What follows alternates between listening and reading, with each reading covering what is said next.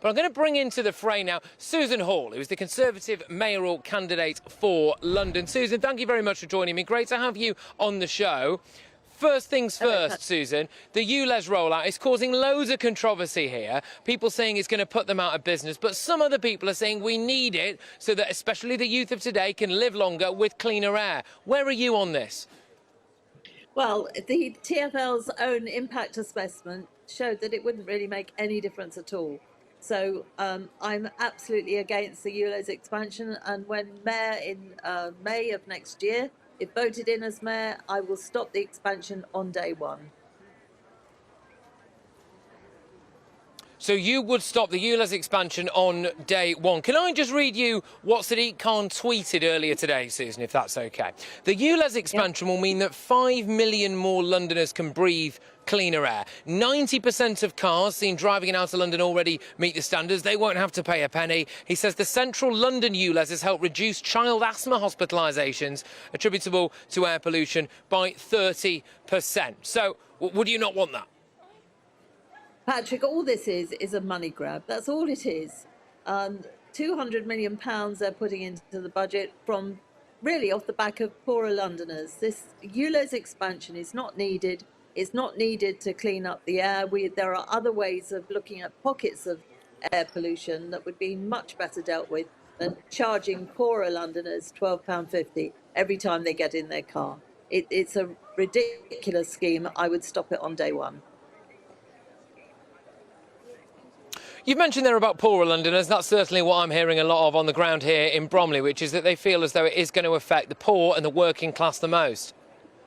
Absolutely, it will do, and it'll also damage businesses. If you've got a business on a high street that's by the border, people are not going to just come into London if they haven't got a compliant car to buy a newspaper, to get their nails done, to use the shops in general. They'll use somewhere outside London. So it's going to affect Londoners in so many different ways. It's just not necessary. It really isn't. Yeah. What a lot of people might be wondering is how a Conservative government with at one time an 80-odd seat majority managed to allow this to happen in our capital and frankly pave the way for it happening in other major cities like Birmingham, like Manchester, like Liverpool. I mean, with respect, this has happened on your watch. Well, with respect, I'm just looking at London, and if you devolve powers down to a mayor, it is down to the mayor to decide what happens. Sadiq Khan is famous for blaming the government for absolutely everything. This ULEZ expansion is completely down to Sadiq Khan. He needn't have put it in. I've asked him for months and months not to, but he just doesn't listen to anybody. Obviously, he won't listen to me, but he's not listening to Londoners. And it's Londoners that voted him in, so he should be listening to what Londoners are saying. What do you make of some of the language that Sadiq Khan has used? Anyone who was against ULEZ was supposedly in league with conspiracy theorists. They were members of the far right, for example. It was, I think, for a lot of people, regarded as the demonisation of the opposition, Susan. I know. Well, I'm used to listening to Sadiq Khan. He's very dismissive of anybody, especially if they don't agree with him. He spends his entire time being dismissive of Londoners, which is unforgivable, and of course he blames the government for absolutely everything, when lots of this is down to him. Londoners should remember he has got a £21 billion budget. He should be doing things to help Londoners. Instead of that, as you well know, Patrick, we've got very many problems in London which need to be resolved. Well, talk to me about some of the other problems. Notting Hill Carnival, yet again, we saw, well, the last time I checked anyway, 8 serious stabbing incidents. I mean, you can just add that to the list. I believe that you might take some drastic action. So not only would you stop ULEZ on day one if you became the Mayor of London, I believe you might also do something about Notting Hill Carnival. Is that right? No, I'd take positive action on Notting Hill Carnival. Very many people thoroughly enjoy it, and it's a real spectacle. And because it's so successful, I think 2 million people went to it. It's outgrown where it is, and that's the problem. It's very difficult to police and therefore very difficult to keep people safe.